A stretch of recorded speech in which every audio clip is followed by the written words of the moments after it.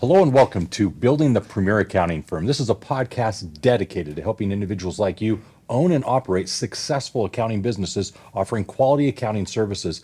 It's in this podcast that we address a variety of topics that are meant to help you actually excel as the leader in this field and, most importantly, have a business that you can be proud of. It's here we're tackling such issues as marketing, selling, offering quality accounting services, client retention, client onboarding, and a variety of things that are meant to help you actually be the leader you need to be. Now, I'm your host, Roger Knecht, president of Universal Accounting Center, and I have today an amazing guest. It's David Safir. He happens to be a cash flow expert, someone that actually works with accountants, CFOs, helping them optimize their cash flow and really run the businesses more effectively. As we both know, this is actually something that many businesses struggle with, and it's a much needed discussion that I'm looking forward to. Now, David Safir International happens to actually work with accounting professionals, CFOs, around the world, offering quality services, educating and advising accounting experts so that they can actually work with their clients, their employers, implementing proven strategies that we're going to be discussing today so that they can literally help these businesses thrive and survive. Now, with that being said, David, welcome to the show. It is great to be here, Roger. Thanks for having me on. This is going to be fun. So obviously I did an introduction. What more would you add about what it is you do? Well, I really focus on two areas. I've got my own clients. I specialize in cash flow advisory. I don't do accounting. I'm not an accountant. I'm not a bookkeeper. What I am is a business person with a lot of various background that gives me the ability to see a big picture. And I do that for my clients. But the other thing I'm doing is working with accountants to teach them how to do the same thing for their clients. And the objective is, A, to multiply my skills. There's too many failing businesses. So that's one objective. But why am I working with accountants? It's because this is a very lucrative area because clients need it and it's a value-added service. So one of the things that I personally have experienced in this space, I distinctly remember going to Inc. 500 events, Utah 100 events, where businesses are recognized for their growth and how well they're doing year over year. And you'd go to those events, and in the events, very successful people doing very, very well, great top line revenue. But at the end of the day, next year, they're not at the show. Next year, they're out of business. Yep. Next year, they're bankrupt. Why? Here they are running a very successful business that has top line growth. There's something to be celebrated, but maybe there's profit. Definitely there's a cash flow issue. Tell me, how does that resonate with you? It resonates really strongly. The picture that people have about cash flow challenges is often the failing business, right? Revenue's in decline, or there's new competition out there, prices are up, but the negative side. But the really big challenges are with the companies that are growing so quickly. Yep. And they don't realize they're going to need to pay people. They're going to need to buy materials. Whatever their business model is, usually their expenses exceed their revenue. And it's not just small companies, it's the big ones. Look at, what's it, Google or Meta or maybe it's Uber. They're losing billions of dollars a year in cash. It's just a matter of when it's going to catch up to them. Yes. So what's one of the common myths that you see associated with what it is you do as you talk about cash flow or work with business owners? Yeah, absolutely. The biggest myth is that accrual-based profit equals cash in the bank. A secondary myth is cash-based profit equals cash in the bank. And I see that. I'll give you an example. One of my first hardcore cash flow advisory clients that I worked with is West Virginia. The guy's name is Wally. He's no longer with us. He was shaking. He handed me his P&L and said, David, I don't understand this. My accountant told me I made $250,000 last year on $2.1 million in sales, which isn't bad from a profitability perspective, right? But he had tears in his eyes. Where's all my cash? I can't make payroll in 2 weeks. That's typical. And that they equate that bottom line profit with cash in the bank. And then they don't know what to do. And he said, well, what did your accountant say? My accountant can't explain this to me at all. And That is also a myth. Now, I know our audience is accountants, and it's no disrespect to the accounting industry, but accountants are not taught to look at the future, which is what cash flow is. They're taught to look at history and archive it properly. So that description there, I think, helps us with this conversation today because, yes, the business owners struggle. We hand them the financial reports, they look at it, and they just presume that if I'm looking at a net income line, I should be able to go to my bank and see the money there, Pull it out. right? I mean, Yep. if you're telling me today I've made X dollars, I should see that in the account. And that's not what it is. That's not a bank statement, right? No. And so that's probably one of the big confusions. The others is the difference between cash versus accrual accounting. Here you are providing for last month, year to date, last year, two reports, one's cash, one's accrual, and they each have different numbers, and they're confused by that. How is this possible? And which one is the right number? So Right. there's a lot of confusion that we as an accounting profession can do a lot to address and help with. But this whole idea of cash flow, it's beyond that. It is. And can I throw in one more piece of Please. confusion? For me, I have to relearn the stinking report every time I look at it. It's the statement of cash flows. Okay, good. Yes. Right? It's like, okay, what am I looking at? Okay, is this one means there's more cash or less cash? And at the bottom, at the end of the day, it doesn't help that much from a fluid, okay, I can figure this out, what's going on.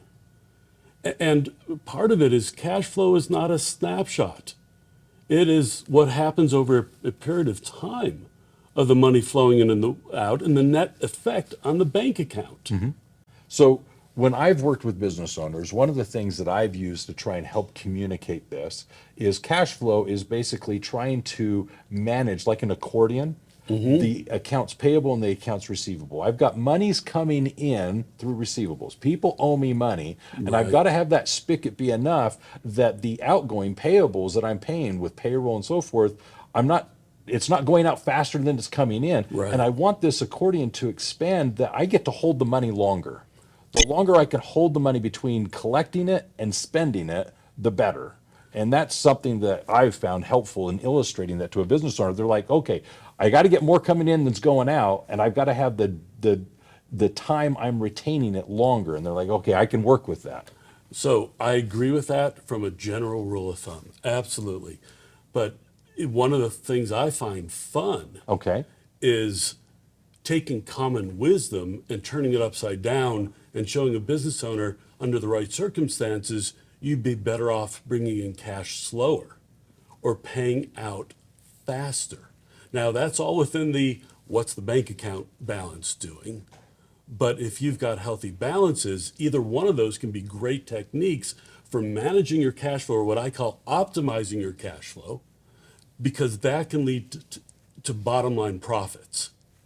And I'd be glad to give you a couple of examples. Please, no. All right. I'd love so this. why would you want to let your cash stay out there longer, right? Well, it's because you can get more cash total if you take slower payments. For example, we've all seen it on late night TV. One payment of $100 or three easy payments of $39.99 each, which is $120. So the buyer is better off if they can pay for it now, but maybe they can't. And so they want to make the three easy payments. That's $20 extra, which is 20% more revenue. And the company can afford it because those are usually very low cost, high margin products. So even if it blows up on them after the first payment, they've made their money back. So there's businesses that can do that. Or what about if you've got a healthy way to collect interest and earn interest? So there might be a reason to extend the payments out, right? So before you Yeah. leave that side, let me address it as well. Just had this conversation yesterday with one of my clients. We were looking at cash flow, and as we were talking about it, we were considering what are the incentives that we offer to the customer to pay early. So do we give a pay in full discount, or do we give something that, like you were describing, year terms versus monthly terms, and the year term typically has a discounted month or two worth of revenue?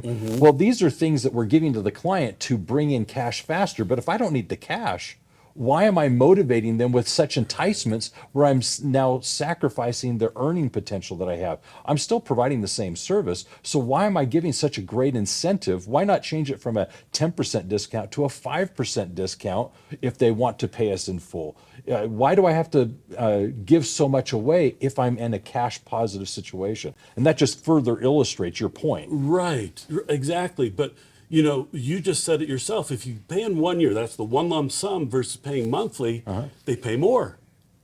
So absolutely, it's a perfect situation. But the other thing that might happen is you could pick up additional market share because now you have more people who can afford your product or service because they can't afford a $3,000 payment, but they can afford 3 easy payments of $1,200 over the next 3 months.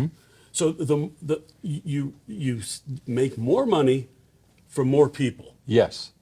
And so that's a really good reason to get paid slower. Now, again, this is, I think, tempered by your cash flow situation, as whether or not you Absolutely. need the cash, because you do perhaps increase or cause a possible increase in defaults and collections, time and energy and effort. So you've got to temper what you're discussing here with some of those other variables, but your point is very valid. What is the company giving up when it doesn't need the cash with these additional discounts and so forth for paying in full early and so forth? Right. And market share, I love that. You're saying how many more people could afford your product if you didn't insist on them paying such large sums and gave them financing options? So Let me throw out one other One more, one, one which more. is sort of an interesting one. It's the best of both worlds. Get your money faster and the client pays over time, or get your money right up front. Third party credit sources. factoring, No, Not no, this is- factoring? Okay. No, not factoring, because that you're getting a haircut, right? correct, but you're getting the money Okay. faster is So what let I me was tell you referring about to. Wally. I'm going to probably come back to Wally. A All couple right, times. Wally. So Every time you say Wally- that, I'm thinking of the movie, by the way. So there you go. All right. So Wally, though. All right. So this was outdoor power supplies, meaning lawnmowers, chainsaws, all that kind of good Okay. stuff. Yeah, yeah. But some of it was And good stuff. expensive. Good stuff, right? Well, yeah, riding mowers and tractors, mini tractors for home use, but they had the commercial accounts. But out in the front, he had this little stand, and it was like Wally's credit card. I'm like, you have a credit card? And he said, well, yeah, we've got this third-party company that they know who we are, they know our clients, they know our hardware, what we're selling, and so we can do an on-the-spot credit application with our client who really wants that $5,000 riding mower, not the 36-inch push mower, and doesn't have the cash. And so they're able to apply instant credit. Wally gets paid immediately, well, in a few days, and the client goes off and makes payment over time. So that is an example that a lot of us have experienced in furniture stores. Absolutely. We've experienced, well, the car dealerships and so forth, right?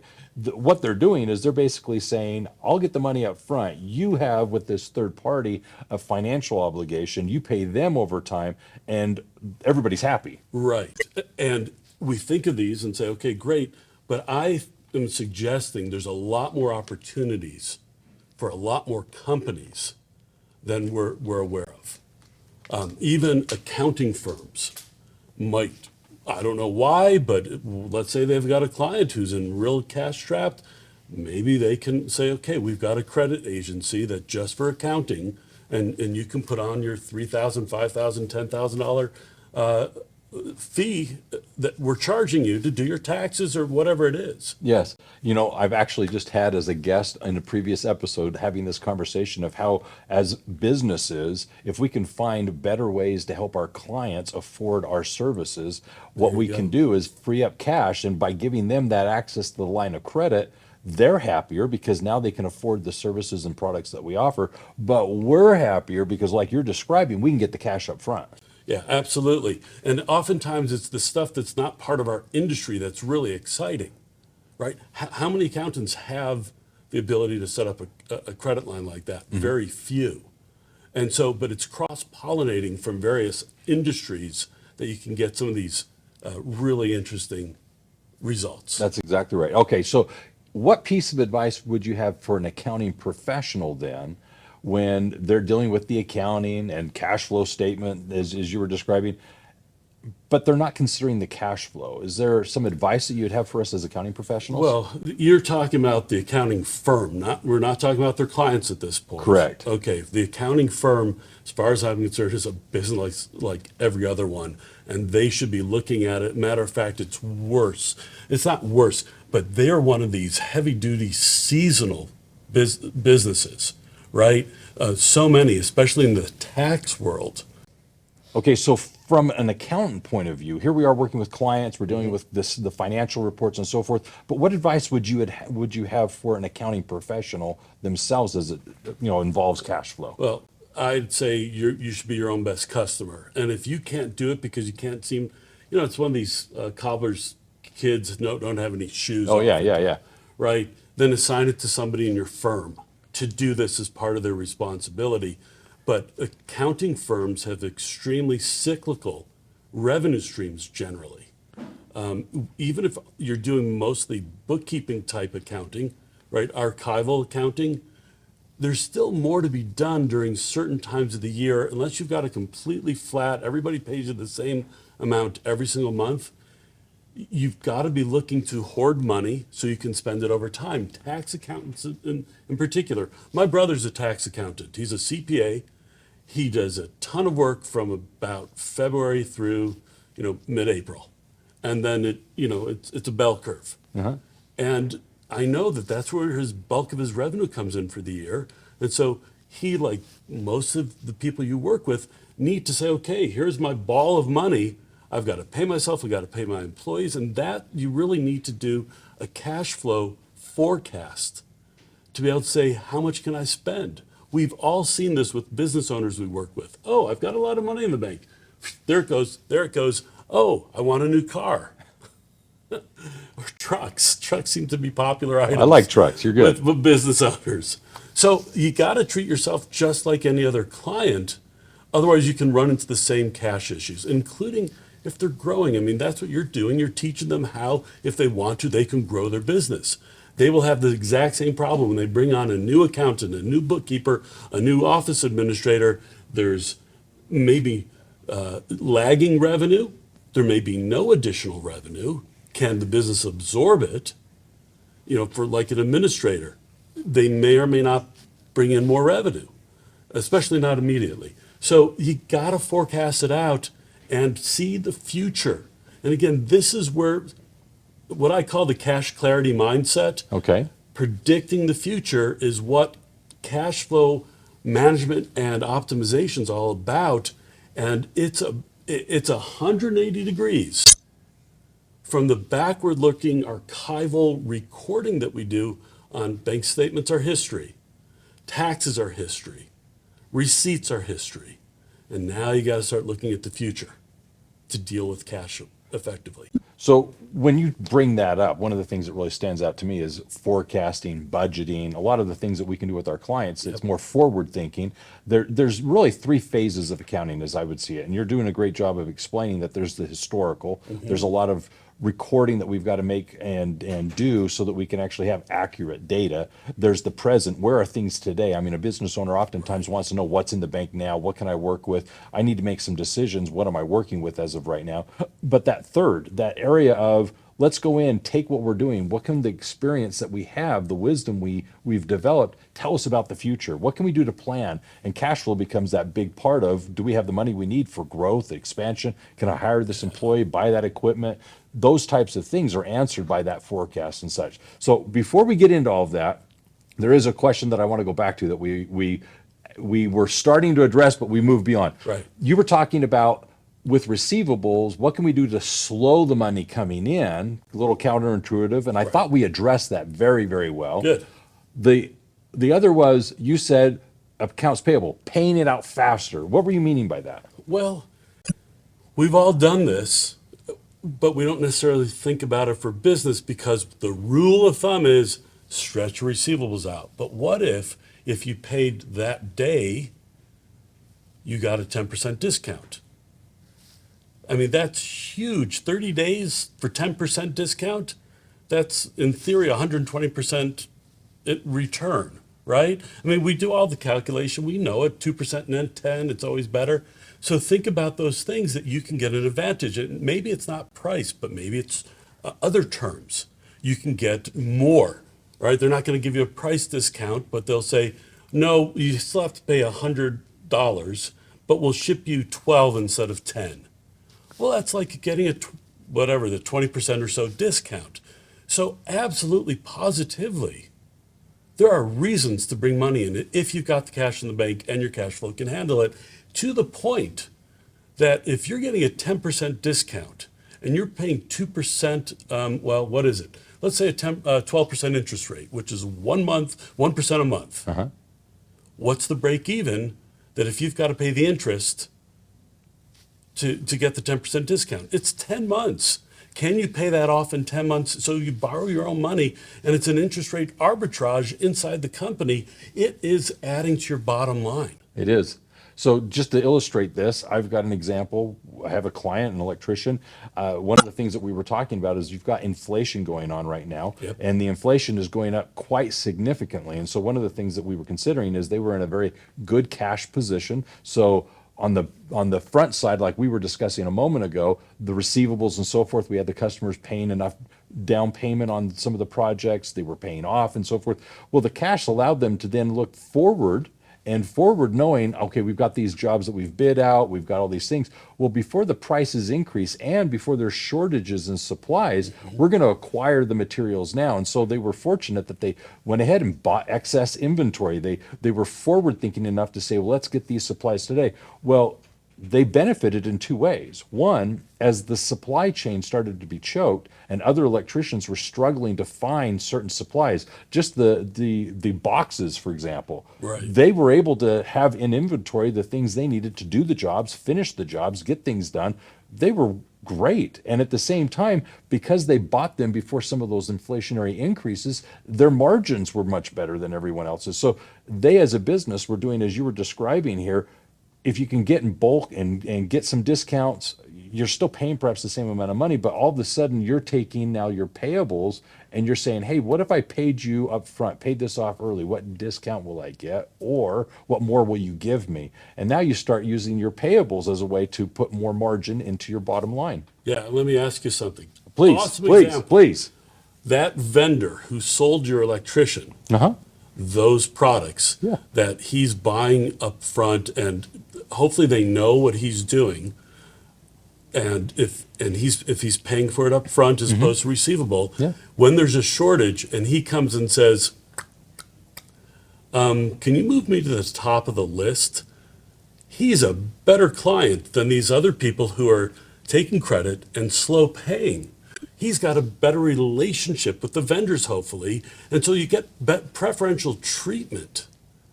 So it's a great example of another benefit of paying early when you can. Yeah, so in his case, one of the things that he also benefited from is because he bought like he did, there were larger purchases. Therefore, in their minds, he was a larger client. Right. So all of a sudden, instead of the onesie twosies as he's buying daily, he's buying in bigger purchases weekly, monthly. He seems larger. And so you're right, he gets preferential treatment with this client.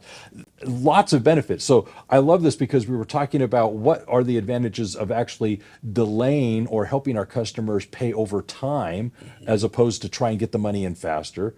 And if cash flow is such that we can afford to do that, definitely give them those options, those terms. We looked at in payables, what's the advantage of actually spending the money faster and buying more?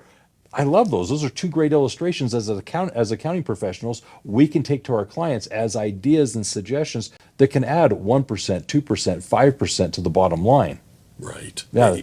Almost every tactic and strategy I have for optimizing cash flow has an opposite. You give me a piece of conventional wisdom, and I can generally turn it upside down on its ear of why you might want to follow that. Yes, it's the 80-20 rule. Absolutely. 80% of the time, we want to do exactly what you said because people are in a cash crunch, bring in money, extend payments. But what about those other 20% who are managing their companies well? And there's so many opportunities to stop thinking about management and start thinking about optimization. Well, the thing that I really like about this is anytime an accounting professional can go to the client and show how they are through different suggestions and ideas that they can implement, helping the client actually net more than the fees are that they're paying for the Right. accounting service. Right. There's an ROI on the accounting. See, accounting so often is seen by the business owner as a liability. It's that necessary evil. It's what I have to do because I'm in business. I don't do it because I want or need the information. I do it because Uncle Sam asked me to pay taxes and I need the accounting to tell me what I owe. I mean, they're trying to run a business, and accounting sometimes for the business owner is just this, I'll get around to it. But when you can come to the table and actually deliver and implement with them things that they can use to put more money on the bottom line, strategies, ideas, ask the right questions, all of a sudden the business sees the worth of the accounting in running the company more efficiently, more profitably. Now you're an integral part of that person or player in that table. So I love these strategies. Yeah, I agree 100%. And for me, it's two separate issues. And now, but that are connected. Okay. So, in my thoughts, so I told you up front, I'm not a bookkeeper and I'm not an accountant. I get referred to by accountants and bookkeepers, right? They say, David, I can't help these folks. Can you? Yeah. I know I get paid more than they do. They're doing the archival work. And so if somebody's bringing this in-house and they're doing cash flow advisory, I would suggest breaking it out into two different invoices.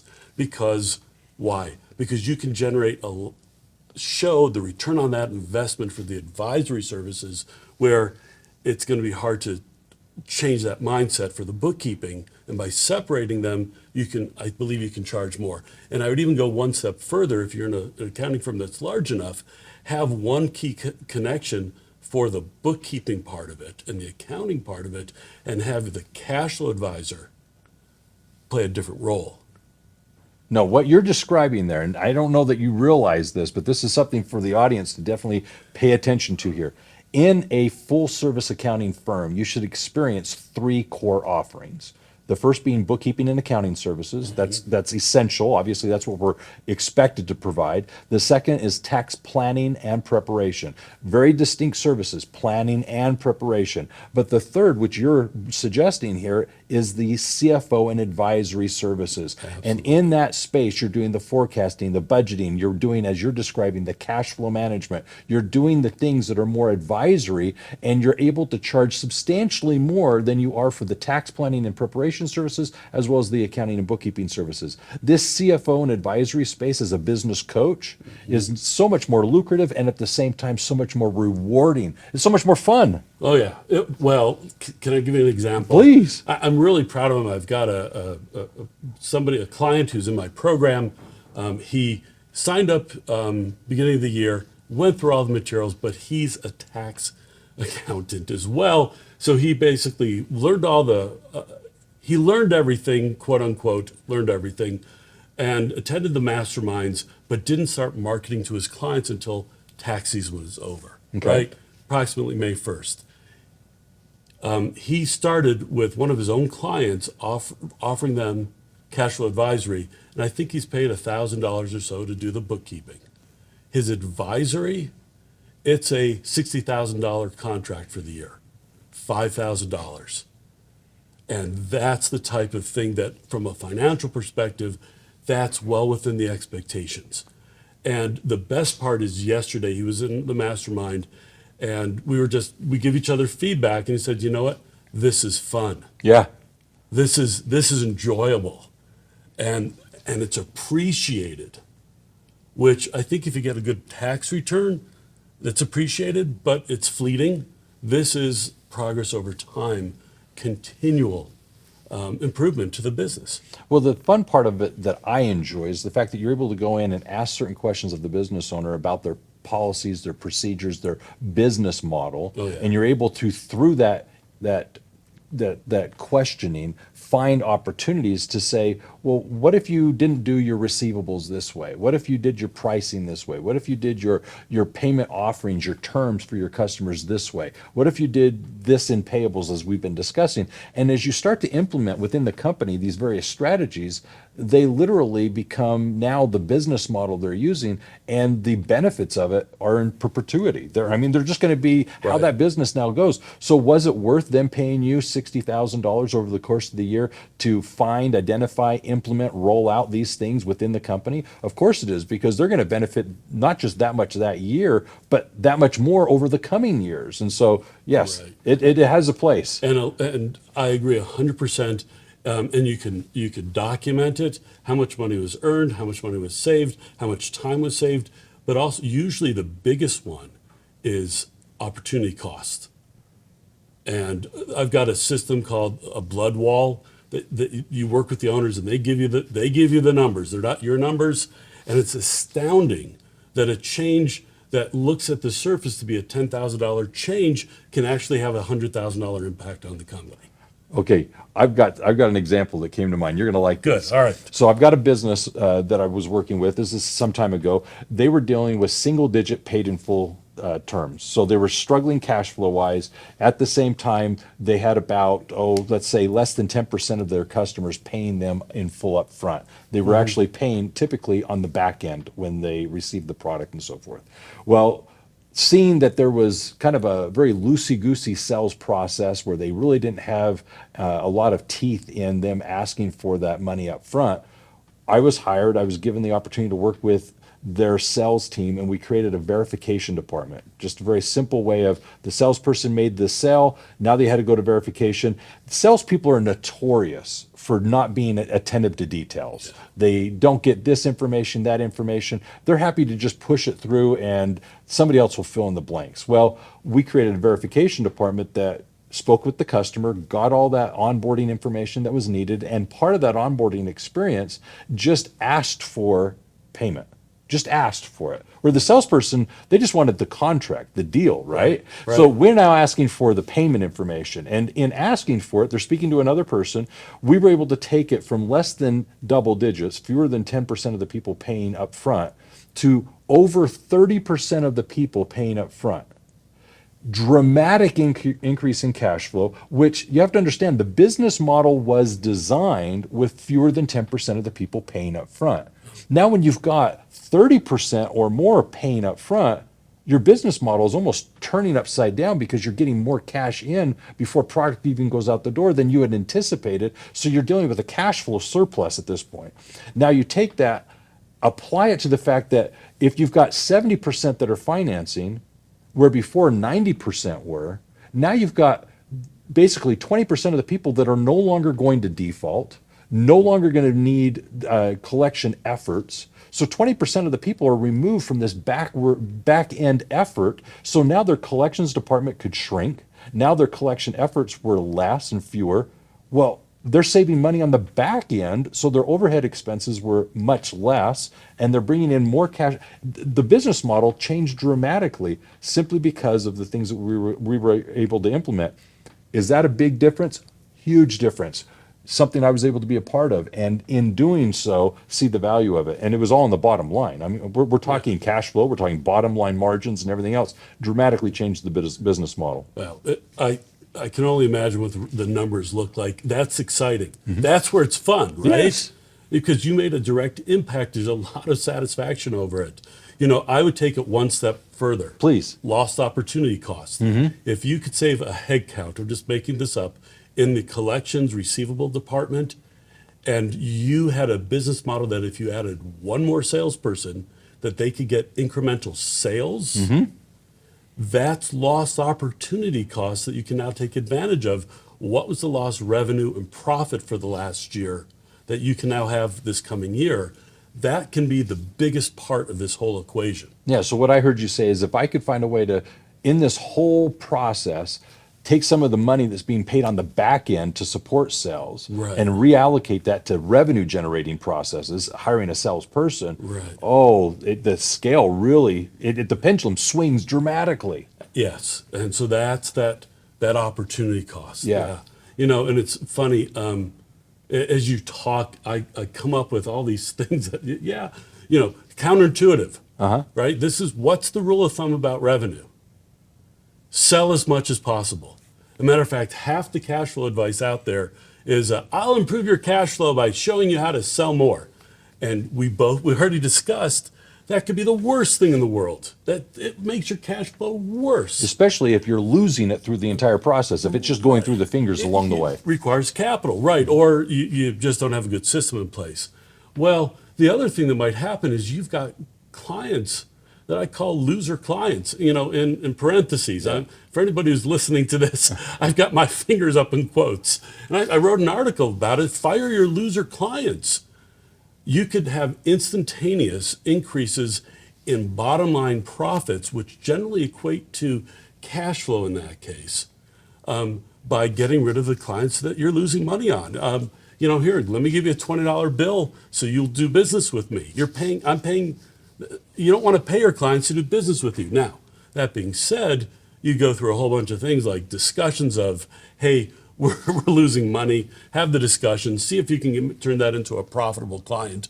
Or the client that is a royal pain to work with, give them a referral to your worst enemy or your biggest competitor. Let them deal with the headache.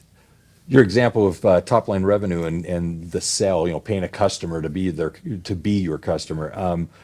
I just yesterday had a conversation with a salesperson, and it was a sell that they had done, and honestly, it wasn't a good sell for the company. Mm-hmm. And they were so frustrated. They couldn't understand how revenue, just money coming in, wasn't a positive thing. And what needed to be pointed out is when that sell occurs, there's triggers that it causes to happen that are all these cascading expenses. Well, if you've discounted it through mispricing to the point where with all those triggered expenses, I'm net negative, I would have been far better off if you never sold the person at all. And the salesperson just couldn't understand that, because for them, it was that many more thousands of dollars top line revenue. They didn't see that it never trickled through to the end because they were just so sensitive to the top line revenue, they weren't hearing anything else. How is the salesperson compensated? Compensated via commission. Commissions on? Revenue. So another strategy is compensate on gross margin. Net margin's a lot harder, but gross margin, you should know your margins and be upfront with the salespeople. Then he would have cared. Yes. And then he would pass on and say, no, I'm never going to make money off of this guy. I'm moving on to the next one. I was in sales for a while, and I never understood my peers who just said, "Oh, we'll make it up in volume if we lose money." It's like, dudes, you're not tripling our volume here. You're selling 100 units. That's not going to lower production costs. Anyhow. No, these are great examples. All right, so what's a lesson that working with these accounting professionals, business owners, you've learned that you feel would be worth sharing? Well, the challenge is narrowing it down to one lesson. But if there was one lesson, I feel that every single company should have a cash flow model. Now, it could be in software, it could be an Excel spreadsheet, but a cash flow model that's 13 weeks minimum, but you don't really need to go further than that, that tells you what's going to be in your bank account in 13 weeks. First 2 weeks, you should be really accurate after you get it up and running. A couple more weeks out, it should be pretty good. And then by the end, it's a best guess effort. Nobody should be caught by surprise that they don't have cash in the bank. And yet that's where many of my clients come from, is they wake up and go, oh, we have a crisis in 2 weeks. And I'm guessing the people who are listening, the accountants, we've all heard about this.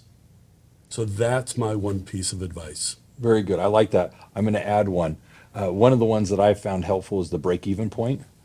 When business owners can actually come to understand with the fixed expenses, the fixed costs that they have, all these other things, how much do I need to really sell to just break even, meet all of my expenses? And you can celebrate with them, on the 12th, 15th, 20th of the month. You finally have sold enough that you finally have broken even. Now there's going to be variable costs associated with the additional sales coming through, but at least at this point we've broken even. Okay, we can sigh a sigh of relief, and that's for some business owners that are struggling with cash flow. Great to know, because that break even point is this absolute that they're able to work towards. Yes, I agree. And how often are they shocked at how high that number is? Yeah. Right. I can think of a client. I actually built a break even into the cash flow model that adjusted every single week, whatever they're right. That's how much you had it does move. This is what you had to sell this week to cover your costs. And he just didn't believe it. And we went through it, and I double checked my own numbers. The CFO double checked for me as well. And at the end of the day, he was dismayed. I don't know that he really believed us or not, but it's really needed. Absolutely. Very good. All right. So, what's one of the big areas that you're curious about? What's next on your horizon as you're studying and kind of honing your own skill sets? What excites you about what you do? Well, I've got two things. Okay. So the first one is I've put together a framework, a cash clarity framework of 7 distinct steps. Oh, okay. That it's specifically geared towards accountants and what they can do both themselves about learning, as well as how to find opportunities within their own client base. And it gets them up to speed for being able to provide cash flow advisory services. So that's number one. Number two is I've got a list. I think we're around about 196 tactics and strategies. Wow. To optimize cash flow. Now, I told you some of them are opposites, right? Correct. Yeah. So, but they still count. Opposite and counterintuitive. And counterintuitive. Yeah. Absolutely. And we just talked about one yesterday. Buy, don't lease. Lease, don't buy. Right? I mean, and that's where accounting comes into play, is helping analyze that. So this 196 right now, I'm going to be putting them into a more systematic way to filter and make it even easier to identify which strategies and tactics can apply to a client based on the client's circumstances. There's some kind of an interview process, so it makes it really easy to whittle down to 20, 30, 40. I've never seen a client that has less than 30 or 40 opportunities to optimize cash flow. Very good. And I'm assuming that with those 20 or 30 or 40 identified, you're taking to the client 2 or 3 a month over time? Well, you could do that. There's different ways to do it. One is to say, here's all the different opportunities I identified. But just tell them up front, but then focusing on a few. I mean, part of it is how fast can you implement it, right? Is there some low-hanging fruit that might not have a huge impact, but you want to get some inertia going? Yes. Versus one or two that, all right, it's going to take some time to do this, but we should get started today because it's a lot of little bit of effort over a period of time. And so there's some intelligence that has to be undertaken that matches up the company situation, the company strategy with the different tactics and strategies of how to optimize cash flow. That's where the accountant comes into play. And for me, I would never bring 40, but it might be a list of 10 or so or 15 that then the client has buy-in and understands. So one of my objectives, just like I'm trying to transfer knowledge to accountants, is to transfer knowledge to my clients. So that's part of it is advisory, but advisory that comes with training. I actually am very happy if my engagements end. I'd like to have forever, but it generally means that they've learned everything they need to learn at this point in time, and then they end up calling me when they reach the next level. Yeah. I'm curious, the assessment that you're doing where you identify the 20, 30, 40 things, is this pre the engagement, pre you stating what your fees are, or is this you get the engagement and then the assessment's done and then this is part of that initial phase? It can go either way. Okay. So for somebody who's brand new, my suggestion is you do some exploring of how big of a mess they are. By the way, number one thing that has to happen before anything else is their bookkeeping has to be in shape. Well, I take it back. I used to say that. That's a rule of thumb. I actually had a client who was on the verge of not making payroll, bankruptcy. Yeah. And I just said, we don't have time to get the bookkeeping in shape. And I just dug in and started creating the cash flow statement. Yeah, yeah. But they had to get it up to shape to really be able to optimize it. I would agree. All right. So so that's number one. But once that's done, and so if that's not done, that's got to be part of an engagement. Otherwise, your cash flow advisory is never going to work. All right. So if they're not your client for bookkeeping, accounting, that's got to happen. But if they are, you've got a pretty good idea of what that business is. And so you can go through this checklist, and it's broken up into the P&L, which would be revenue, and then cost of goods sold. And these different strategies hit different parts of financial statements on the balance sheet, assets, and liabilities, et cetera. And then there's miscellaneous stuff. And if I was working with a client already, I would go through and just start highlighting. If they don't have inventory, cross off the inventory. But if they do, there's probably most of these potential strategies apply. And then say, okay, I've got a good idea. And then for advisory, it's how quickly does a client want to get fixed? The size of the client, $1 million client can't afford what a $5 million or $10 million client can afford. And then how much time they want of yours. So those are the things that I take into account. But my most recent client, I didn't do it at all. Why?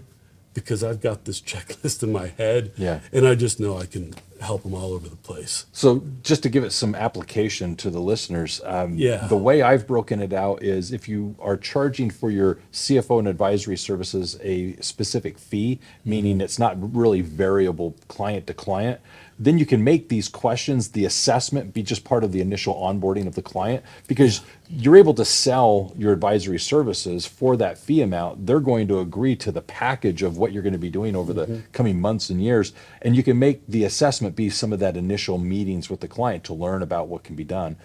In the case of value pricing, where you're not going to tell the client what your fee is for your services until you can assess the impact of what it is you can do for the client, then you're going to do this assessment, determine, well, I can see all these opportunities and I can give monetary value to either the savings and whatever. Therefore, I'm going to say my fee is $60,000, $5,000 a month because of what I've identified. Well, that was a pre-assessment to my quoting my engagement fee. So either of those two things. But the thing I like about your assessment is you're identifying these 20 or 30 things, 40 things. In that sense, I've identified it, and like you, gone to the client and said, we've identified all of these things that can be implemented within the business. My job now is to assess which of these need to be done month 1, month 2, month 3, and I'm going to now identify month 1, these are the things that we can quickly implement, see a return on really quickly, low-hanging fruit, and I'm going to work down that list, and what they're paying me to do is, of those things, figure out which one's the high priority. What am I going to come to them saying, this is what we need to be spending our time on? That's what they're paying me for, in essence. They're going to implement it, but I need, through my assessment, my perspective, to figure out which of these 20, 30, 40 things is the first thing we ought to be working on. So that's kind of how I've applied it. I think is brilliant. Yeah. Quite frankly, you've got more experience with this than I do, even though I do cash flow specific advisory. I deal with very few clients. They're just larger clients. Yeah. And you've probably seen a lot more clients over the years. I've only focused on cash flow advisory for about 4 years, but I came to it by realizing every single client I was helping, whether it was with sales, marketing, business development, operational analysis, it came down to cash flow. And that's how I ended up focusing here. Well, I have to tell you, what you're doing is needed by so many businesses. Yeah. The most common struggle that business owners face, whether they're willing to admit it or not, the most common one is cash flow. They've got a great product or service, something they're passionate about and they love selling. It's something that their business does well. Top line revenue, they've got it. Yeah. Where they struggle and what they're unwilling to admit and tell everyone, perhaps not even their spouses and managers, is how little, if any, is hitting the bottom line. And so that cash flow management, it becomes very impactful because everybody in the office is hustling, everyone in the business is busy, and they're looking around going, wow, we're working pretty hard around here, or they're frustrated. Why isn't that person back working? But the point is cash flow, they're aware of it. You're aware of it. The accounting professional is aware of it. And that's about it. Not too many people become aware of this circle, but yet so many struggle with it. Absolutely. It is an extremely emotional issue. Yes. Right? Embarrassment is the thing that comes to mind. Good word. And fear. Embarrassment and fear. They're embarrassed that they're in this situation, and they're afraid they do not know what to do to get themselves out of it. Ego gets in the way a lot. That's where, who are they going to admit this to? Right? So, And so you become, this is part of the advisory, you become a trusted advisor. yes. Yeah, and there's empathy involved, and there's psychology, tough love. I have a certificate on my wall, because I'm pretty proud of it, on life coaching. Yes. Yeah, I took a life coaching because I realized how much of that I was doing. It's a great point. Your point about life coaching, there's 5 services that in our business coaching that we provide, we emphasize. And the very first thing is engage and manifest. And it's hard to explain to the client what that is. Engage and manifest. And like, what is this? It's really the life coaching. It's why are you in business? Why do you do this? When times get tough, what is the passion you tap into to push through this? At life coaching, it's why are things struggling at business? Because I'm not focused on business. I've got a family situation, health, relationship, and so forth that's distracting me from my day-to-day things. Therefore, I'm not in my business. I'm daydreaming about these things. I'm not sleeping at night because of these things. Life coaching, very much a valuable part of it. Yeah, and you triggered some thoughts. I wrote an article on why faith and gratitude is an important part of cash flow. Wow. And it's part of this fear. If you don't have faith that your business is going to survive, you might just well give up. I mean, business is basically faith. You don't know that when you start your business that it's actually going to succeed. You don't know that the receivable is going to come, etc. You just have faith. But the other part is gratitude. Gratitude, you've got all these people working with you. I mean, we see business owners turning on the people who can help them. And, I don't know if you've got a number in your mind. I've got a client, Brad. He joined the program because he was sick and tired. Tax accountant as well, chartered accountant up in Canada. And at the end of every tax season, he would sit down with the clients and say, tell me what your issues are. And he said, they don't say the words cash flow. They don't even realize it's cash flow some of the time. It's not that they're not willing to admit it, but he estimates that 80 to 85% of his clients have that problem.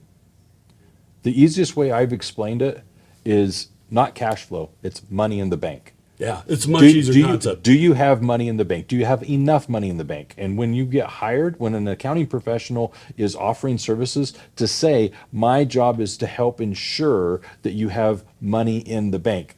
That right there is, in their mind, cash flow. Yes. Yeah. It's a great translation. Yeah. I'm going to use that if it's okay. You may. That's very good. Yeah, money in the bank. Yep. Yeah. All right, next thing. What is the thing that people most misunderstand about what you do? The biggest thing that they misunderstand is that there's these rote things you've got to do, right? You have to bring in cash faster. We've talked about some of them.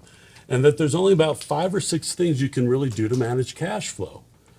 This is particularly true. When I decided to focus on cash flow, I said, all right, who am I competing with? So I went and looked for articles. And the articles were basically the same 5 to 6 or 7 things. And then the one at the very last one was different. And it was always, who is this person? They work for such and such company. And it was a product or service that tied into cash flow. And all of a sudden that becomes the answer to cash flow. Boy, where did this, I don't remember your question. What is the most common misunderstanding about what it is you do? So that's the most common misunderstanding is they think, you just do 5 or 6 things you're going to do. Help me bring in money faster and push expenses out. And it's just not the case. Every situation is unique, and it might need more fundamental restructuring. They look at the symptoms. And dealing with the symptoms will only get you so far. If you're not dealing with the structural issues, that's what we need to really deal with. The symptoms need to be dealt with short term, but if you don't fix the infrastructure, and nobody realizes that, and they think it's a finance problem, it's hard for them to understand, no, it's not your finance, whether it's an internal or external CFO, an accountant, they're not to blame. This is a sales issue. This is an operations issue. This is a credit issue. This is the entire team. This is a cost issue. You've got to solve this as a team and not lay it all on the finance. I would add to that, it's a business model that's not working. Yes. At the very tier of the business, decisions are being made, how things are pricing and sales and costs of goods. I mean, everything you just explained, it's a business model failing. Yeah. And what they need to go and do is fix the business model. And Absolutely. sometimes it's poorly created at the beginning, and rightfully so, the business owner did what they did because they did best. They didn't know better, right? But the point is sometimes outside influences, the economy changes, supply chain issues, inflation. There could be outside factors, but there's a lot of internal structural decisions, policies that really need to be changed or amended so that the cash flow can be done right. I agree. Or just implemented in the first place. Yes. Right? There's a graph, and it's hard to describe, but I'll try very succinctly. The cost of implementing any kind of a process when you are small is extremely high relative to the benefit. Right? But as your company gets higher, implementing processes becomes less expensive relative to the benefit. Because the benefit's so much larger. It's so much larger. Yes. And there's a crossing point where as you approach it, from a cash perspective, that's when companies run into trouble. And if you're lucky, they're going, we're a little bit concerned about growing. There's symptoms a little bit, but I call it the cash cross. Okay. But there's a wall that gets hit. And the cash wall is when they're going, we are in real trouble. And it's oftentimes because they are, the processes they're using weren't done consciously. Just, that's how the business grew up. And then they have to put into place good processes to be able to handle today's situation and really grow. I like that, the processes. I'm very much a process person, and the processes can be a deal breaker. If you're just hoping that whomever it is that's in charge of or responsible for is just doing it, that's not enough. You've got to have a process that the company is following, that whomever is just implementing. So that's I think a big deal. I'm going to switch gears on us here. Okay. I know that your wife's going to be watching this. You've said that, mentioned. So, Yes, so yes. I'm curious on a few things. On a personal note, give me a favorite childhood memory. Favorite childhood memory. So I've done musical theater. Oh, really? Yeah, we're wired up today, and I'm pretty comfortable. I'm used to this. Yeah. I started out third grade. I was Prince Charming in the musical Sleeping Beauty. Very good. Yes, so Third grade? third grade. And so you got to kiss Sleeping Beauty. I got to kiss her. Yep. All right, very good. Yes. You're a lucky man. You started young then. I started young. So are you still performing? It's been years. Not community theater or anything like that? I've done Center Point here in Utah. It's in Centerville. Yeah. And we used to, when we first moved here, we did some community shows when our girls were little. Okay. Yes. All Yeah. right, good. All right. Favorite holiday? Favorite holiday is Passover. Passover, very good. Yeah. Is there a particular movie that you can associate with that's a favorite? With the holiday? Yes, with the holiday. No. I think the only movie is like 8 Crazy Nights by Adam Sandler, which one of my daughters loves. That's why I asked. It's really crude and no. All right, so definitely not that movie though. No, not 8 Crazy Nights, no. So I'm sure you've seen this. DreamWorks did one. It's about Moses and The Prince of Egypt. Prince. That's the one. Oh, you know That's what? a good one. I like that one. I don't know that I've seen that one. The music to it's great. The Ten Commandments with Charleston Heston. All right, there you go. We would watch that every year at my grandparents' house. And down on their black and white TV. Yes. Yeah, absolutely. That is an awesome. I'd forgotten about that. All right, so you and I, we're both old enough. We're going to admit that much. Okay. I remember 3 channels every year. Same shows were on the channels. Yes, you had around Easter time, you would have 10 Commandments. But I also would watch Sound of Music, 7 Brides for 7 Brothers. They would have West Side Story. They would play these almost annually. Interesting. I don't know if you see, I grew up that. in Western New York. Yes. And so it was different stuff. We had UHF. Yes. Right, and so that's where Star Trek was. Lost in Space. Very good. And every day after school, they'd play the reruns. But yes, black and white TV that my wife and I used when we first got married. It took us like 2 or 3 years to buy a color TV. Oh, yeah. Yeah, I mean, nobody was using black and white then. It was just No, I remember really black and white television. I remember when my father brought home the antenna to put on the television that gave us the UHF. I didn't know that there was more than 3 channels. Yeah. That there was another channel on television, that PBS even came out with another channel. I remember those. Those were days. heady times. When Yes, those came now out. I'm dating myself. So my father, he's actually from Short Hills and Great Neck. Oh, That's where he was okay. raised. Yeah, so that's downstate New York. I Yes. was in upstate, Yes, but yes, yeah, yes. it's still New York State. Yeah, it's great. It's a great part of the country. I'm guessing you've got clients from. I've got them all over the world, Yeah, actually. right. And Yeah. so, yeah, New Yorkers are. So I'm curious, what brought you to Utah? Well, that's a good question. A headhunter, a phone call from a headhunter. Obviously, it was enticing enough. Well, it was. I mean, we never thought we'd move out to Utah. We didn't have family here. My wife's best friend was here. But I was working for Kodak at the time, and I was a bit burned out. And I love to ski. And he made a phone call, and I was like, oh, all right, maybe. And it was a great opportunity. I came in a company called iOmega, which Yes. people would know for the zip drives, right? Yeah. And so the position was coming out here and starting up iOmega Latin America. So I was the president of that wholly owned subsidiary. All right. You brought up skiing. Where's your preferred ski resort? Snow Basin, Snow Basin. 20 minutes from my house. Yeah. Give it a half hour from garage to the slopes. Yeah. Yeah. That's a good resort. It's a great resort, and it's great because it's still mostly locals. Yes. And so you go at certain times of the week, and you've basically got it to yourself. No lines. To the point where it's like, all right, if I fall and break my leg, how long is it going to take for somebody to find me? Because it really is pretty deserted sometimes in the year. No, that's a good resort. I like that Yeah, one. Okay. that's good. I came to Utah. All right. So here's my next question. Influential people in your life. Pick someone that's been very influential and share with me why. I'd have to say my wife, and it's not just because she's watching. Okay, good. So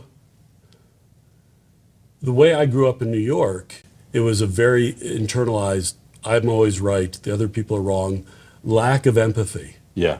right? And we've already talked about that. I recognize the need for understanding what people are going through and empathy. She's had a tremendous influence on my life to sort of shake me and wake me up and say, David, it's not all about you.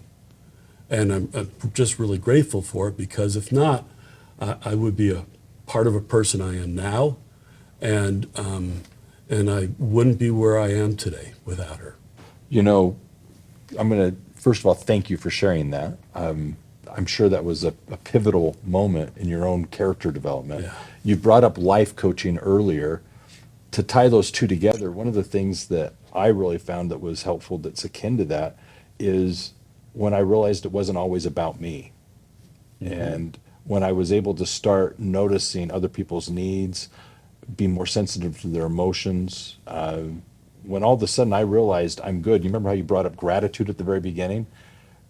When you're in a gratitude mindset and you see so much that you're grateful for, it's easier to help other people achieve their goals and help them be happier because you're in a good place. Yeah. And your cup overfloweth, so you can share more easily, right? Yeah, absolutely. I used to have this saying that everybody's entitled to their own opinion, even if they're wrong.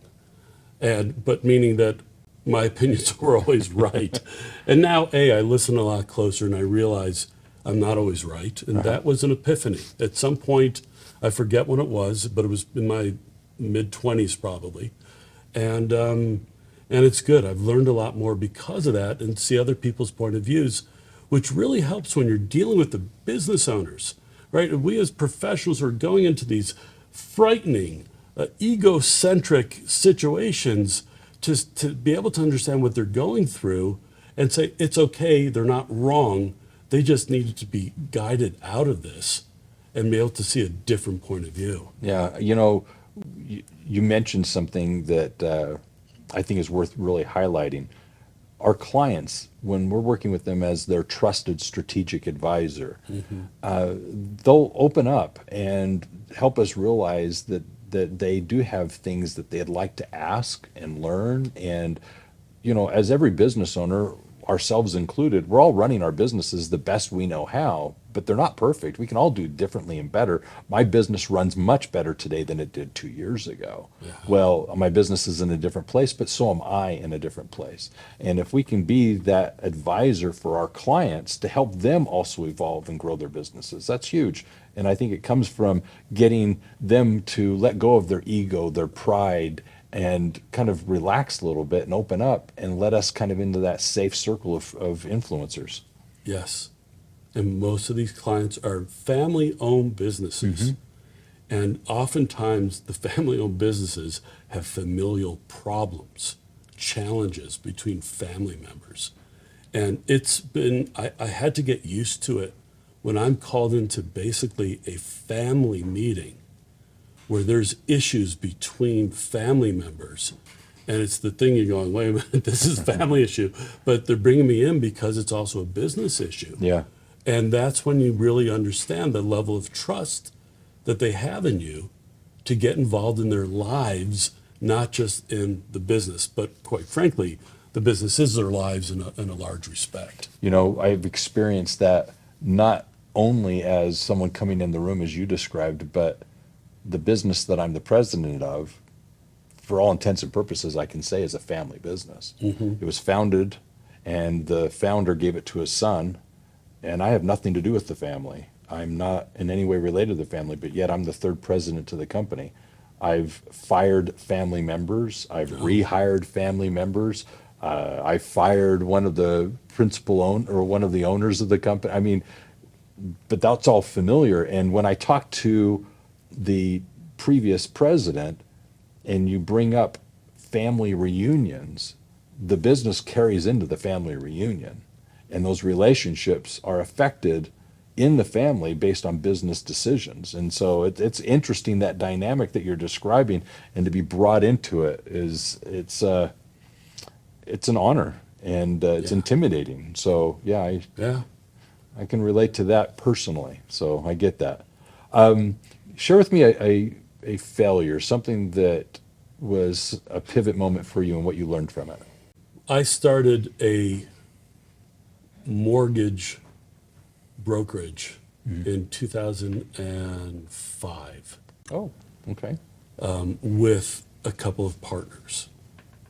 And mortgage, it was private, it was residential mortgage with very specific target audience, which was real estate investors here in northern Utah. Okay.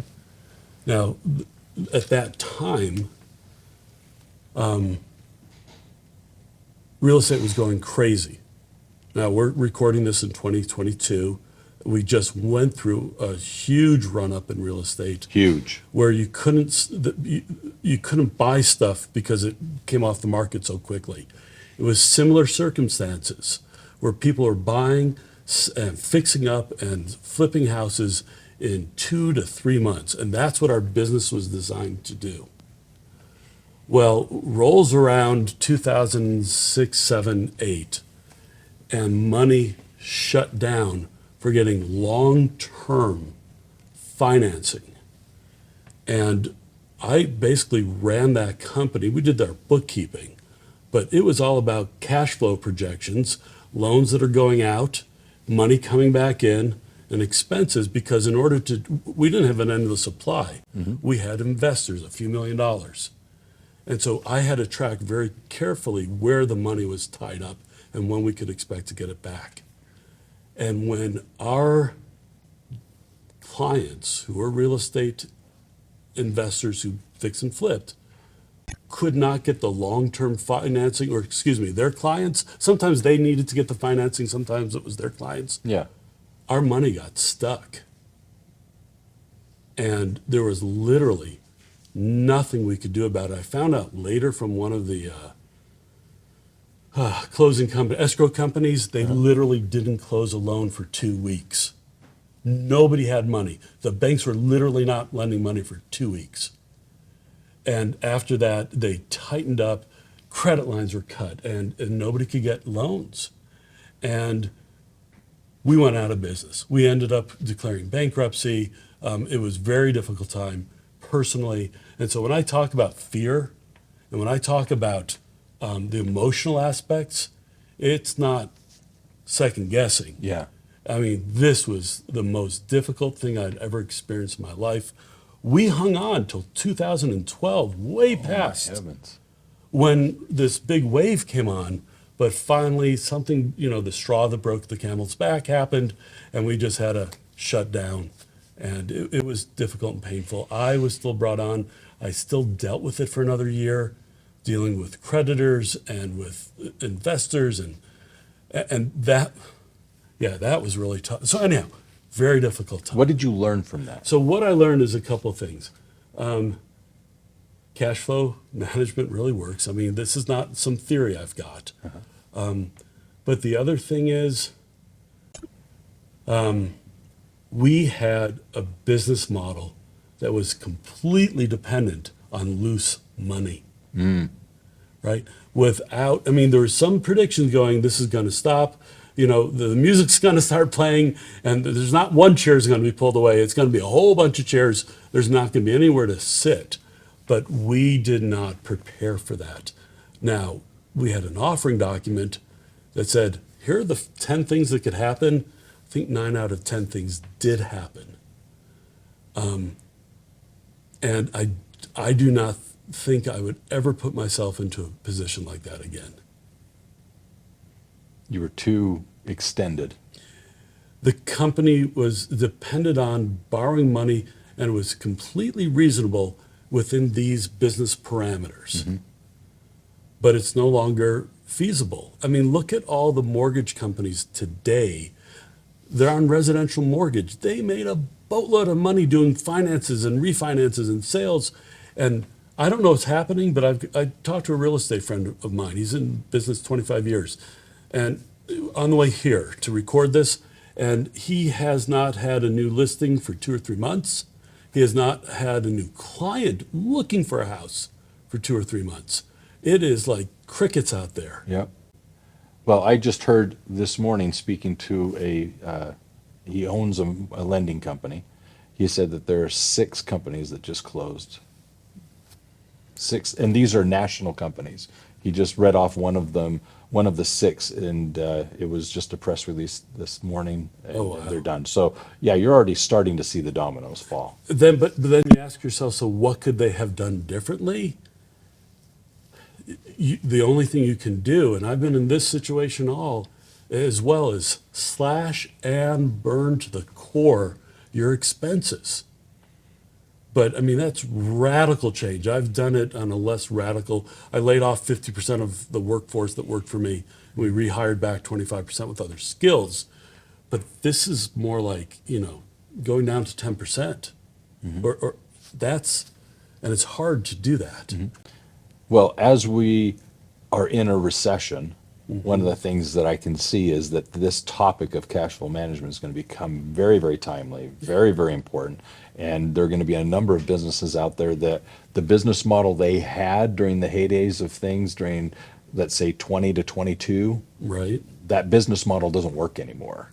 And so Exactly. they're going to have to switch it up. Yeah, or it has to be tightened up. They Mm-hmm. might be running on loosely, right? I mean, we see that all the time. Oh, yeah, it's okay. But tightening it up could be enough for some of these. But it could be some drastic changes. Yeah, that's right. Someplace in the world you'd like to live and why? That's a great question. Portugal. Oh, why Portugal? My wife and I went there to 2019. We've been trying to get there back ever since, but because of COVID and the travel restrictions, we haven't gone. It is a beautiful country. I happen to speak Portuguese. Oh, very interesting. Yeah, so that works for me. Yes. But they speak English quite well, so my wife was comfortable as well. Low cost of living, absolutely gorgeous country. Everywhere you look, there's something interesting, and it's great, super friendly. It's one of these unidentified gems in Europe. Yeah, I know of someone that lives there, and my niece and nephew just got back from a vacation there. Yeah, Yeah, it's so great. Very good. Yeah. Okay. If you could have coffee, breakfast with a historical figure, someone that has passed, who would it be, and what would you want to discuss with them? You know, the first person that popped into my head was Abraham Lincoln. I am appreciating more and more the depths of what happened to this country, the United States, during the Civil War. The level of divisiveness, you hear about brothers literally fighting brothers on That's right. opposite sides of the battlefield. And to just talk to him about how did he do it? How did he have the fortitude to just hang in there and cope with all the stress he must have been under at the time? Well, you couple with that he loses a child while in his presidency. You couple with that his wife goes into a severe state of depression during his presidency. You've got obviously his key advisors in many ways somewhat disagreeing with him. He's running a war, a civil war. The enemy is within. I would also enjoy a good conversation with him. He overcame so many things. Why? How? What advice would he have? Because he was taken theoretically in his prime, let's say, Right. that he never had memoirs. He never was able to reflect and give advice. He was never in a position that he could reflect and share counsel. And you know, I'm not sure that I'd learn anything. It just occurred to me it might not be so much to learn, but as much as to say thank you. Oh yeah. That's what I like to do when I meet somebody famous, if I ever do. I mean, it's few and far between, but just say thank you. Yeah. Not tell them how great they are because they've already been told that. My appreciation for them. Yeah. It'd be nice to be able to say that. I like that. Very good. Your favorite trip and where'd you go? I'm going to say it was Portugal, right? All right, so I might have said that, but Half Moon Bay, Jamaica. Oh wow. They've got a resort. Half Moon Bay is the name of a resort there. Went with my Iomega team that I was responsible for Latin America, and everybody who made quota that year, which was everybody but I think it was everybody. We had a great year. We rented a private house that fit us all. It had a pool. It had a butler and a maid just for our team. Yeah. We had golf carts, and it was all expense, one all inclusive, and we just had a blast for about 4 or 5 days. I love that. That sounds Half Moon Bay. Half Moon Bay, Jamaica. All right. Yeah, absolutely. And I don't get any kind of kickbacks for promoting them or anything like that. Oh, that's good. I brought up movies earlier. Give me your top 3 movies. All right. Fifth Element. Oh my heavens. I love science fiction. Yeah. And, it took me watching it 2 or 3 times to realize, well, I've watched it 20 or 30 now, that the fifth element is love. I'm just thick. And when I said it to my wife, she goes, well, yeah, of course. That's what the whole movie's about. Okay, now I've got to go back and rewatch it. Oh, okay. Yeah. If you didn't realize. Honestly, I don't know that I finished it. I think I've seen it. I think I've seen it once. And I don't know that I was paying that much attention to it. Okay, and so So you're giving me a good reason to go see it again. so that's one. Number two would be The Matrix, the original Matrix film. I love that movie. And the reason that I like The Matrix is the message of life oftentimes is not what we think it is. There's things that are hidden behind the curtains, and or it's the opposite is true, like what we've been talking about, these notions we've got in our head, it's a certain way, and you need to take the blue pill. Oh, yeah. The blue pill to get your eyes woken up. And so that's literally as cash flow advisors, I feel like, you've had clients that have this aha moment. The We're epiphany, giving yeah. them, here's a blue pill. I'll give you another blue pill next week to open your eyes on this another topic. I think it's the red pill. But Whatever the good pill, yeah, whatever yeah. the one that gets you out Now of we're going to doubt one another. Yeah. Okay. So the other thing I would then say is, I like in The Matrix. I love the movie, by the way. I like in the fact that the hidden potential, the fact that we oftentimes don't see what we can do, and sometimes it's other people believing in us. Right. Yeah. Yes. Right. The line from Morpheus. What's happening? He's starting to believe. Right. That's absolutely. Yeah. There's so many great learnings and applications of that film. Okay, give me a third one. The third one is hard. No, it's not. I was going to say the entire Star Wars series, Okay, good. but it's that first one because Star Wars or the first of the second set? it's so it would be Star Number Wars four. number 4. Okay, that's what I was trying to clarify. The earliest released movie, Yeah, okay. which was I forget 78, 79. that first one. When I don't know how old I was, but I was probably in junior high school, and watching the words scroll out from the screen. Yep, I remember that. And that huge battle cruiser come in, and now you look at it and it looks like child's play, the special effects.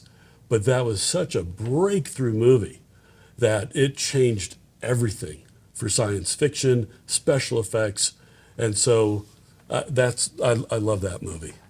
I just finished watching the Obi-Wan Kenobi series or whatever on Disney Plus, literally just this week. So Okay, and I'm watching now the Boba Fett one. So I'm on my second time watching The Mandalorian. okay, good. Yeah, that whole world is great, and I'm not, I'm not a fanatic, but I just enjoy it. I don't have all this stuff memorized. No, I don't enjoy it. I don't have a costume in my basement or anything like that. Good.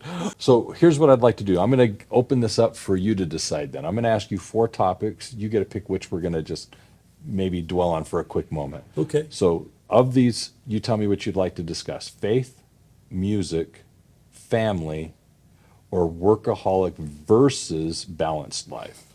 So faith, music, family, workaholic versus balanced life. What do you want to discuss? That is really tough because I like all 3 of those topics.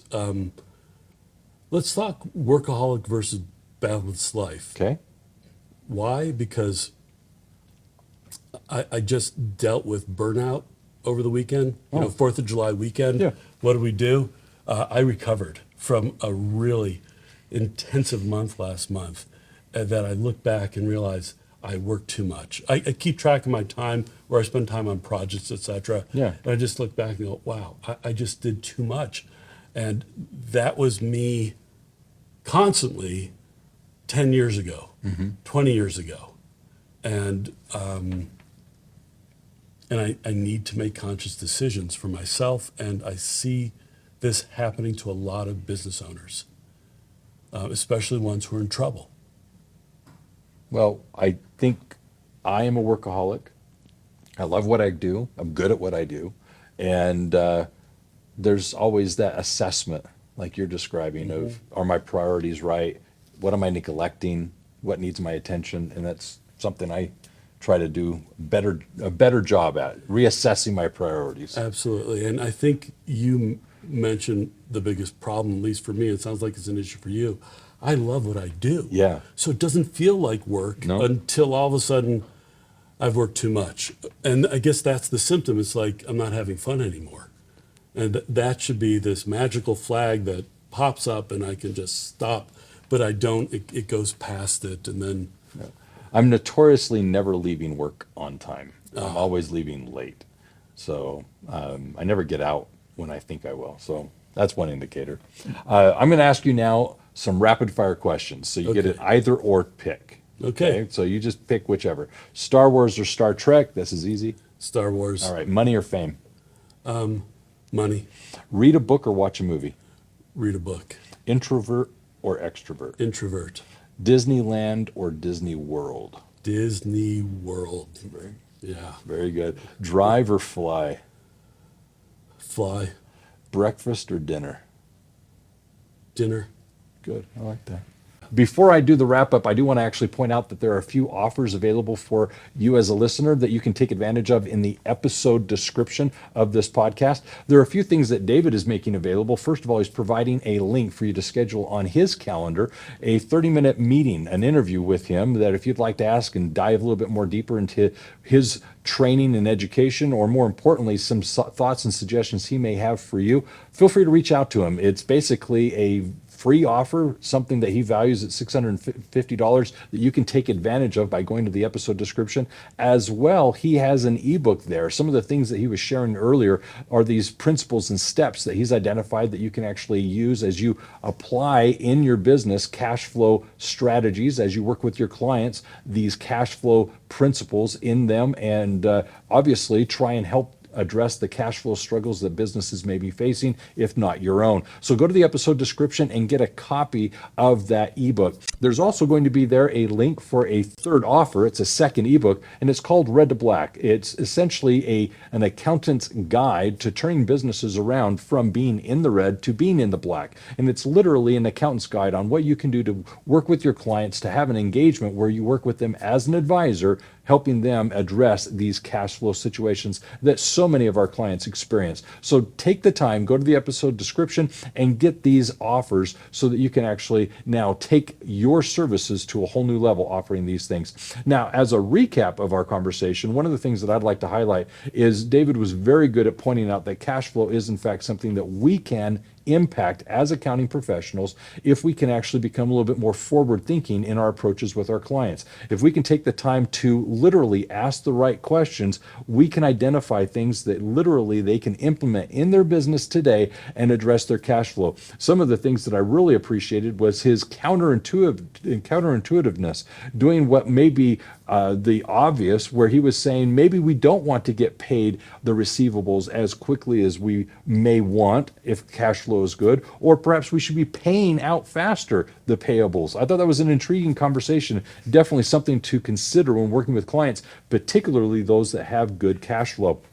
The other thing I'd like to point out is that with cash flow, it's one of those things that allows us to go beyond just the traditional bookkeeping and accounting services, the tax planning and preparation services that we offer, to truly get into more of that CFO and advisory space where, as David mentioned, a lot more money and income is potentially there for us to have. So great highlights, additional things. I loved his being vulnerable and answering a few questions. Definitely Portugal is on my travel list now. Half Moon Bay in Jamaica. Those are going to be some exciting things to do. And I think I'm going to go back and watch The Fifth Element and see if I can actually get something out of that movie that I obviously missed. So with that, that is a great summation of our conversation today. What would you like to add to the conversation? Well, I'd like to add two things. Number one, it's not just the phone call. If we have a call, I will also sign you up for a free month of our mastermind meetings that you can attend. You can see what it's like, no charge, no pressure. It's a group of accountants.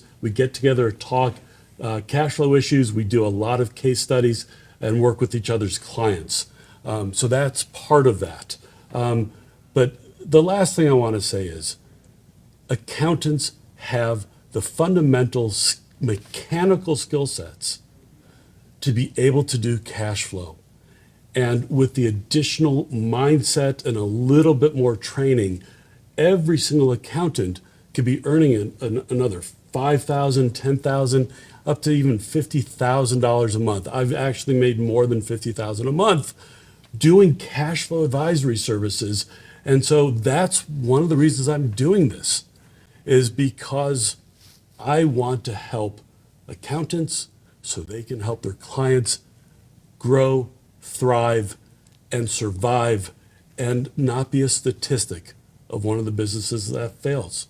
And I know you've got this great group that you work with that are positioned exactly right to do that. Perfect. I appreciate that. And one of the things that I want you to do is obviously subscribe to this podcast. I hope you've enjoyed this episode, but more importantly, subscribe and listen to the other episodes that we have where we listen to experts in their very right as to what we can be doing as accounting professionals to better run our businesses, be better leaders, and most importantly, offer quality accounting services. Now, with that being said, I also want to encourage you to, in addition to subscribing, feel free to reach out to us at Universal Accounting. You can contact us by calling 801-265-3777 or check us out at universalaccounting.com and there find various resources available to assist you in becoming the premier accounting firm in your area. And with that being said, always remember this: if it's about accounting, it is universal. Take care and have a great day.